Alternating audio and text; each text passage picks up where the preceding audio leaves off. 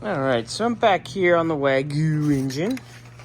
Just checking a few things out. It comes with this giant air cleaner riser with this air cleaner assembly. And I'm like, that's hokey, it's too big. So I set the carb down, or I set the air cleaner down on top of the carb. Just let it rest au natural. And it just barely touches on the accelerator pump. So I have this very small riser that I'm gonna put in there, and we will be perfect, boys and girls.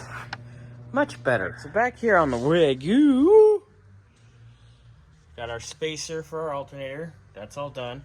I actually started routing belts. So I got our alternator belt done. This pulley is our AC pulley right here. So we'll have a belt that comes up and goes to our tensioner here. And then we'll have our compressor mounted here. So I'll work on that alignment a little bit. I'm waiting on a pulley for our power steering to show up. Then we can get that belt done. All that'll be done and dressed. I am going to do a hard line. I already have the fitting. Pull that fitting out. I'll put the hard line fitting in. I'm going to build us a hard line for our fuel to go to our pump down here. Got to order a fitting for this. Get that done. Get that baby all wrapped up and nice. We need a distributor, so we're going to have one of those on the way.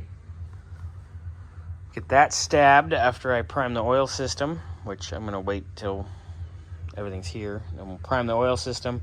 Can mock that up. I can finish our routing of our PCV stuff. Once we have all that, then we can route our plug wires as well. This thing's going to turn out really, really nice.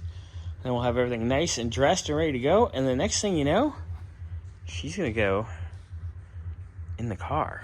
So probably close to the end of next week, we can probably get ready to start stabbing this in the car, which is going to be fantastic.